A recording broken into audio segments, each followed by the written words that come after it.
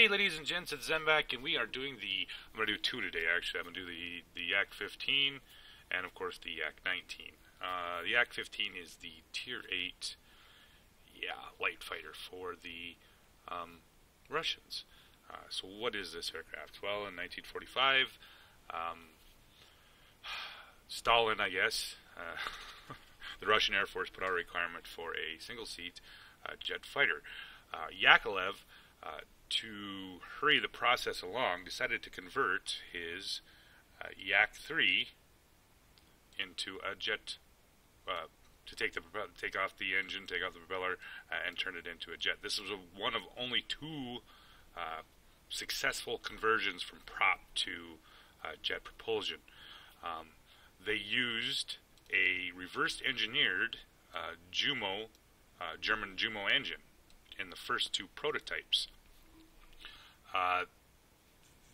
This was really quickly. I mean, we're talking from April, and this was in April of 45, and by October of 45, this aircraft was already ready to be tested. Of course, it also suffered from some extreme issues. They had problem with oil, kerosene fumes. The engine, when it was first, when the aircraft was first tested, the bottom of the aircraft almost melted off because the heat shield they installed was too short. They had to change the wheel on the ass end of the plane because that melted off. They had to go with a solid steel wheel. So yeah, there was a little bit of a teething problems when this aircraft first came out, of course, and that was the prototype. So that had essentially the first two prototypes were known as the Yak Jumos because of the German Jumo engine that they used in it.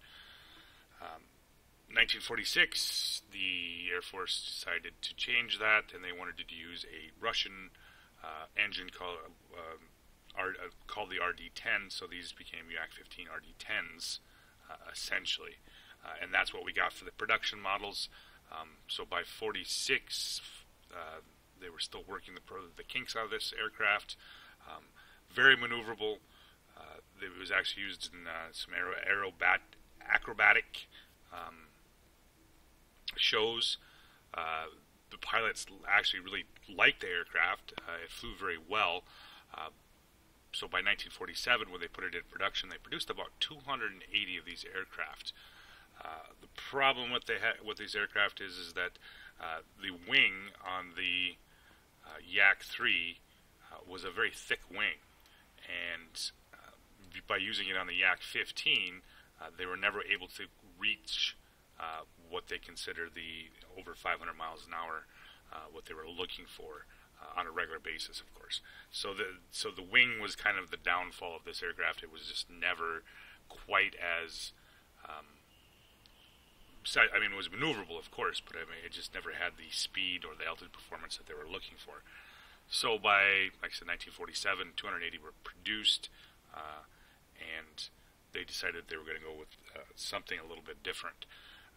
However, since they had this plain aircraft, and of course they put it in production, they decided that, well, okay, this is going to be a good trainer aircraft to train piston pilots to the new jets that were coming out. So this is essentially went from being a short-range fighter to more of a trainer. Of course, it was still used as a fighter, but it wasn't something that was put out there in large numbers, anywhere in the Soviet sphere, Eastern Europe and whatnot. So by the 1950s, it was well outdated, and it was used essentially just as a trainer aircraft.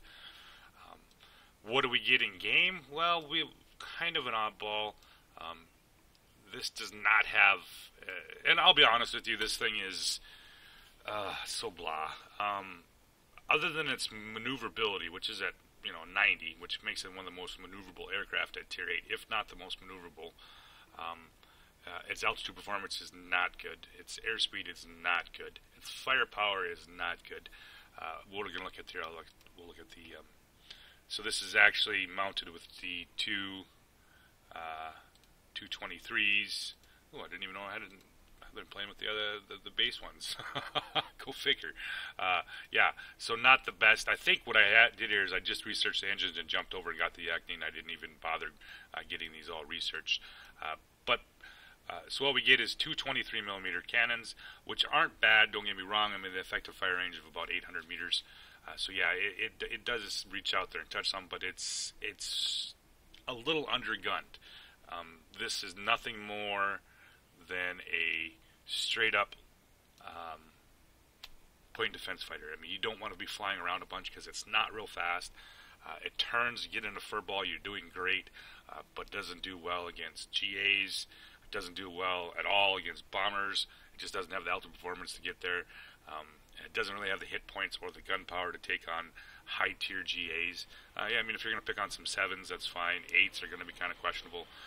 RB-17s ripped the shit out of this thing, so you know, you run into a low-flying RB-17, stay away from it. It just does not do well against high HP targets, especially with rear gunners. And same way with light fighters or heavy fighters, they just simply outrun this thing. So it's kind of one of those, hey, you know what? I'm just going to pick on light fighters. Pretty much all you can do with this aircraft, to be honest. You know, it's kind of a map-dependent one too. You're going to get some maps that are just going to you know, you get one garrison and one in a mining plant, or one garrison in an airfield, and then it's like, you know, if you have to fly long distances with this aircraft, it's not super quick, and of course with that altitude performance, you're not going to get up high enough to really deal with any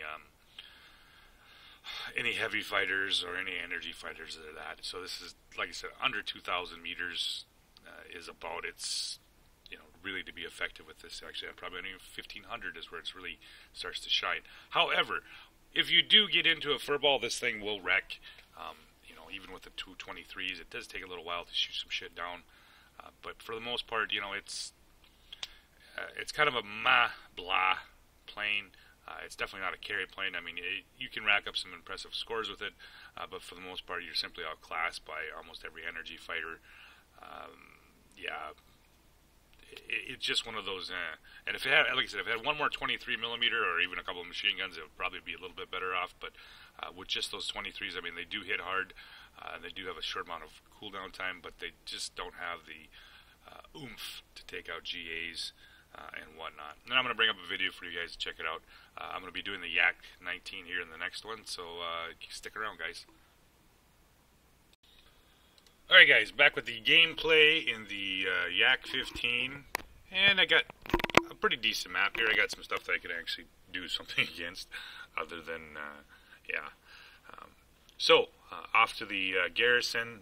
You know, like I said, it's just, when it comes to speed and stuff, unless you're really on the boost a lot with this aircraft, it's just, and same way with the altitude performance. But, like I said, when it gets into the fur, when it gets into the merge here with the other aircraft, it does pretty well. Pick up the BF-109G. There's not a whole lot that can outturn this thing at under 1,500 meters. Pick up the other BF-109G, coming him around. We're going to get on him quick here before he gets away. Maybe I'll get a kill before we flip the objective. And there we go. Pick up the objective here. Now I'm going to head center. And if you got these short maps where there's not a lot of flying goes on, you're probably going to do well. I'm not going to lie, this thing is a little beast when it comes to the turn and burn. But if you have some long distance maps, or if you have some, you know, the opposing players are all in high altitude performance, or they are in, you know, GAs or RB-17s, you're just pretty much going to be trying to be flipping objectives and dealing with light fighters, because like I said, you just don't have the HP, the gun power, and all that kind of stuff. So pick up the first kill on this objective here, and looking around here, see if I can find anything. I got the J7W and the LA9 up high, and we're just going to see if we can boost up a little bit. Maybe I can get it into range. You know, with the 800 meter range on these guns, yeah, you can start picking up targets pretty good distance here. Pick up the J7W, he's coming through. Finish him off, and we turn the objective. Now I'm back around here again. Now we got to finish off some of these red players here. There's the LA9. Oh, where are you going, buddy? Yeah, there we go. And the guns, you know, you do get a good burst on them. You know, I'm kind of dicking around here for some reason. If you can get in on that plane from behind and your guns are cool, you can burn through light fighters pretty quickly here. Got the F2G. I'm not really interested on taking him on too much head on. However, he can't outturn me, and at this close of a range, he's not going to be able to really outrun me either. Pick up the F2G. Come on, there we go. Finish him off, and back around we go. Taking the objective here, and you're going to see me kind of just wallow around in this objective. I'm not real, obviously I really want to take that mining plant over there, but I'm not going to fly over there and try to do it because I literally won't be in the fight for an extended amount of time. Pick up the J7W coming through. Alright, on his tail. Put a couple shells into him. Ooh, twisting and turning all over the place. You kind of fall prey to a lot of times if you're not paying attention to the high altitude performance aircraft and whatnot. Around we go, and unfortunately I get myself into a kind of a shitty spot right here. I'm trying to knock out as much HP on this ME-262 as I can, and I'm not really paying attention to what was coming in behind me. Yeah, I do fuck up more times than I can count. Pilot's injured. I'm going to drop down. Nope. Just realized I was a human player, and back out of there. He's got too much HP, and of course his rear gunner fucking finishes me off because, reasons. 3 caps to 1, and I'll be coming back in here shortly since we have the center objective here. Back into battle, and we're going to see what we can find down below. There's the IL-20. I'm not even going to deal with him. We'll pull around here on the I-250. So around on his tail, and like I said, if you got a full, your guns are cool, and you get in on the tail on something like that, you do a pretty nice job of finishing off light fighters here. So I'm looking around here for my next target here. Got to J7W1 up high, and he's going to be taking some pot shots at me. Just takes a big one from him. Back around again. Kind of was trying to make sure I didn't want to go head-to-head with him, of course. Pick up the J7W. He's running. I got a enemy fighter on my tail, so back around. Try to get the try to get a little bit of everything here going on. Pick up the I-260. Now I'm in essentially a dogfight with 2 planes here. I do have some help, so I'm not terribly worried about it. Pick up the J7W. Start putting a couple shells into him. I'm trying to get his attention so he gets off my teammate's tail. And he is not doing well. Slowly but surely. I mean, you get under around 500 meters with this aircraft. That's when those guns really start to work out. Of course, down 300, then it's a little different story. Kind of being dogging it out for some reason today. I was on the trigger way too much. I pick up the I-250 coming through, and we got I-260 and an F2G here. I'm going to try to help him out. Pick up the 260. Wiggle. Get out so he doesn't derp the shit out of me. Pick him up going through. And that's about the time. Also, I noticed the other fighter plane has decided to make a pass at me coming in behind me. But I'm going to finish him off quick here before I have to deal with the next guy coming around. Down we go. There's the F2G. Oh, where are you going, buddy? And this is really where this aircraft shines, is in these close quarter fights. Pick up the F2G.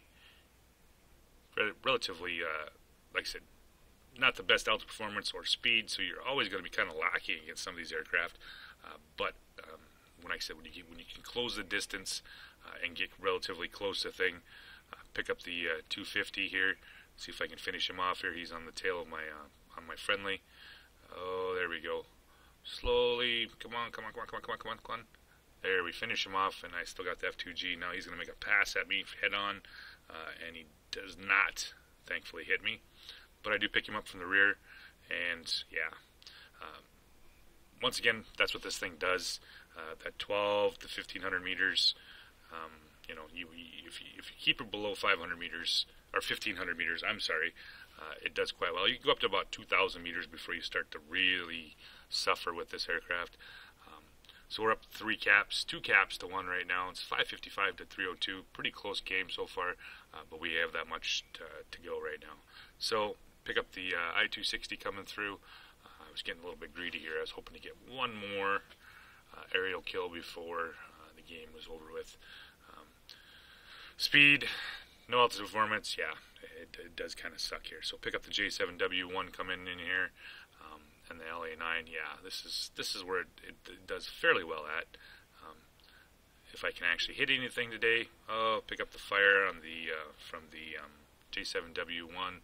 I was hoping he wasn't going to be paying attention, but he did anyway. So, not a bad plane. Stay low, turn like a motherfucker. All right, thanks for watching, guys. I got the Yak-15 coming up for you guys to take a peek at.